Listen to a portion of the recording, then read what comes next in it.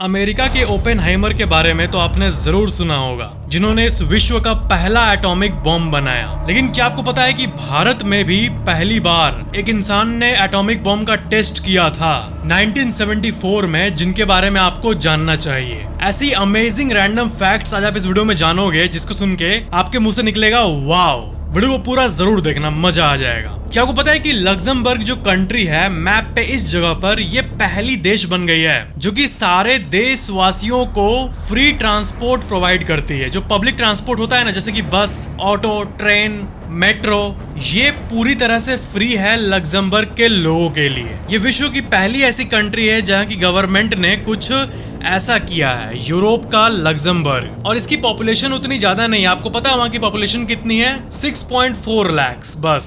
Europe में और एक कंट्री है जिसका नाम है माल्टा, वहां भी पब्लिक ट्रांसपोर्ट फ्री है। एक्चुअली में खर्चा वहां भी होता है क्योंकि हर कुछ को मैनेज करने के लिए और जो ये व्हीकल्स को फ्यूल मिलता है जैसे कि मेट्रो को और बाकी बसेस को, उसका खर्चा होता है, लेकिन वो गवर्नमेंट स्पॉन्सर करती है। मतलब 100% जो खर्चा है वो वहां की गवर्नमेंट यानी वहां की सरकार उठाती है। अगली इंटरेस्टिंग जानकारी, क्या आपको पता है कि जो लिक्विड ऑक्सीजन होता है वो मैग्नेटिक होता है। लिक्विड ऑक्सीजन जो है उसको मैग्नेट के बीच में आप रखोगे तो वो अट्रैक्ट होगा। ये एक अजीब सी प्रॉपर्टी है। बहुत लोगों को तो ये भी नहीं पता होगा कि लिक्विड ऑक्सीजन का भी प्रयोग वैज्ञानिक रिसर्चेस के लिए करते हैं। जी हाँ, उसी ऑक्सीजन की बात हो रही है जिसको कि आप अभी सांस ले रहे हो जब आप वीडियो देख रहे हो तब। यानी ऑक्सीजन जो है वो लिक्विड फॉर्म में भी बहुत अच्छी मात्रा में लैब्स में अवेलेबल रहती है और ये मैग्नेटिक होती है, जो कि बहुत कम लोगों को पता है। अगली इंटरेस्टिंग जानकारी, क्या आपको पता है कि एक पिज्जा ने कैसे एक इंसान की जान बचा ली? मान लो आप पिज्जा डेली ऑर्डर करते हो, डेली एकदम एक एक पिज्जा ऑर्डर आपको करना ही है, तो जो आपका स्टोर होगा पिज्जा का, उससे आपका अच्छा खासा जान पहचान हो जाएगा और जैसे शाम होगा उसको पता होगा कि आपका ऑर्डर आने वाला है। तो ऐसे ही एक इंसान ने लगभग 7 साल तक पिज्जा ऑर्डर किया daily daily daily daily daily. लेकिन फिर क्या हुआ कि कुछ दिनों से ऑर्डर आना बंद हो गया। 11 दिनों से कोई ऑर्डर नहीं आया। फिर पिज्जा वाले को बहुत अजीब लगा। फिर उन्होंने अपने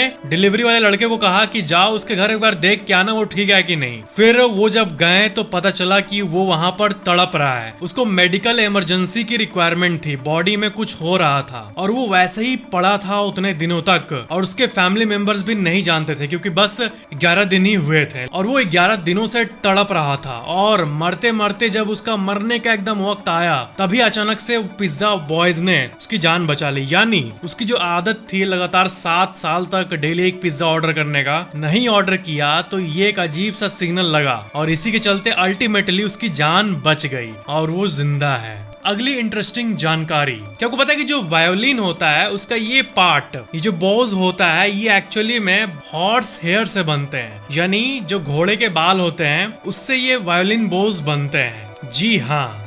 अगली इंटरेस्टिंग जानकारी, इस दुनिया में 200 करोड़ से भी ज्यादा लोग हैं जिन्होंने कभी भी ओशन को नहीं देखा है या फिर समुद्र के लहरों को नहीं देखा है। क्या आप भी उनमें से एक हो? क्या आपने कभी समुद्र के लहर को अपने आंखों से देखा है? अक्सर जो लोग दिल्ली एनसीआर और ऐसे जो नॉन ओशन वाले रीजन में हैं, जैसे सेंटर में कंट्री के, उसमें से कुछ ही लोग हैं जो ट्रिप पे समुद्र के पास जाते होंगे। ज्यादातर लोग जिंदगी भर वहीं पे रहते हैं, समुद्र के पास जाने के लिए स्पेसिफिकली नहीं सोचते हैं। और ये बहुत ही अजीब बात है, लेकिन करोड़ों लोग हैं इस दुनिया में जो कि नहीं देखे हैं। वैसे मैं इसमें नहीं आता क्योंकि मैंने पहली बार पुरी के बीच पे जाके वेव्स और उसके साउंड को अपने कानों से सुना था। इतना रिलैक्सिंग लगा था ना, क्या बोलूं। पर्सनली बता रहा हूँ, समुद्र का जो साउंड होता है वेव्स का, उसके अगर आप साउंड को सुनोगे और आंख बंद करके समुद्र के सामने लेट जाओगे तो वो ऑटोमेटिकली माइंड को सूद करता है, ब्रेन को सूद करता है। इस फीलिंग को मैंने एक्सपीरियंस किया था। तो सवाल ये है कि क्या आपने कभी सी वेव्स को देखा है या फिर समुद्र के पास गए हो? अगली इंटरेस्टिंग जानकारी, क्या आपको पता है कि जो लाल पांडा होते हैं वो जब भी थ्रेटेंड फील करते हैं, यानी कोई जानवर उनके सामने आता है, तो वो बड़ा दिखने के लिए ऐसे खड़े हो जाते हैं और अपने क्लॉज को ऐसे दिखाते हैं। ये हम इंसानों को क्यूट लग सकता है, लेकिन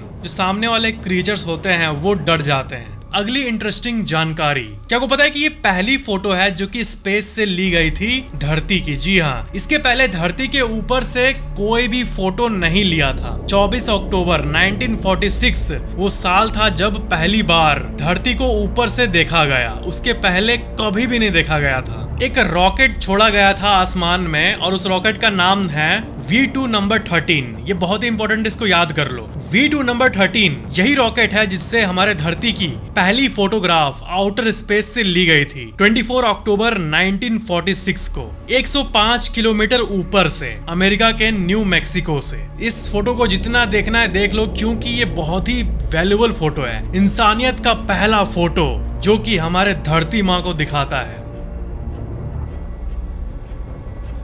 मूवी में हमें स्टोरी की और एक पार्ट को अच्छे से दर्शाने की कोशिश की गई है कि अगर आप ओपेनहाइमर के एक्सप्रेशंस को देखोगे तो आपको ये पता चलेगा कि ये हैप्पी नहीं थे और इनको थोड़ी नर्वसनेस हो रही थी, क्योंकि ये श्योर नहीं थे कि जब वो पहली बटन को दबाएंगे इतिहास में पहली बार तो क्या होगा एग्जैक्टली। और इस बॉम्ब के यूज से जो चेन रिएक्शन होता उसका अंदाजा इनको नहीं था बिल्कुल भी। ऐसे कई फिजिसिस्ट उस टाइम मानते थे कि जो चेन रिएक्शन शुरू होगा वो इनफाइनाइट अमाउंट तक फैलते रहेगा, यानी जब वो स्टार्ट होगा बॉम्ब तो वो धरती को निगल लेगा एक तरह से, क्योंकि वो कभी खत्म नहीं होगा। इतना पावरफुल होता है न्यूक्लियर पावर। और इसी को लेकर ये बहुत ही ज्यादा कंफ्यूज थे कि हमें वो बटन प्रेस करना चाहिए या नहीं करना चाहिए। फिर आखिरकार उन्होंने उस बटन को दबा दिया और एक भयंकर ब्लास्ट हुआ, एक भयंकर ब्लास्ट जो कि लकीली ये जो देख रहे हो आप, ये वाला कि ये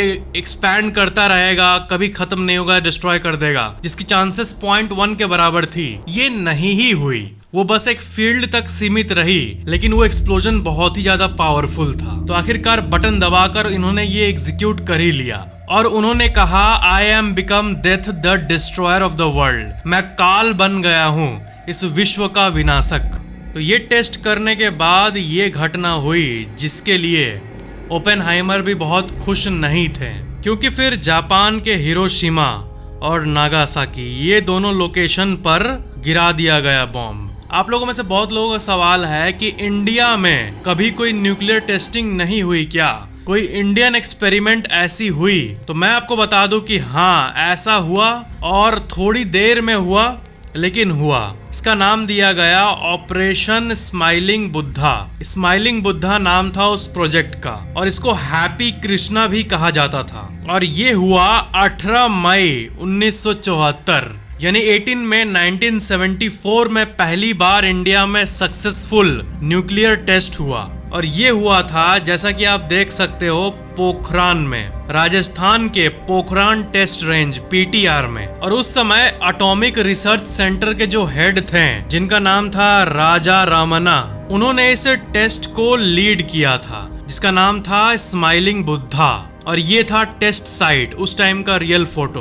मतलब ये इंडिया के ओपेनहाइमर थे। इससे और एक सवाल होता है कि कौन सा देश पहली बार टेस्ट किया और कौन थोड़ा लेट हुआ। तो सबसे पहले अगर आप डेट को देखोगे तो 16 जुलाई 1945 को USA में सबसे पहले टेस्ट हुआ। उसके 4 साल बाद 1949 में रशिया ने टेस्ट को कंप्लीट कर लिया। उसके बाद यूके ने किया 1952 में। उसके बाद फ्रांस के पास आया 1960 में। उसके बाद चाइना ने किया 1964 में। उसके बाद इजराइल में कई सारे टेस्ट हुए 1960 और 79 के बीच। फिर इंडिया में 1974 में वही स्माइलिंग बुद्धा हुआ। पाकिस्तान में 1998 में हुआ। नॉर्थ कोरिया में 2006 में हुआ और बहुत सारे कंट्रीज के बाद में हुए। तो ये था कि कौन पहले था कौन आखिरी था। ऑफ कोर्स ये दोनों कंट्री तो आगे ही रहते हैं। और अभी टोटल कितने किसके पास है, इसका अगर आप डेटा देखोगे तो लेट टेस्ट होने के बावजूद भी सबसे ज्यादा रशिया के पास है 5889 वेपन्स।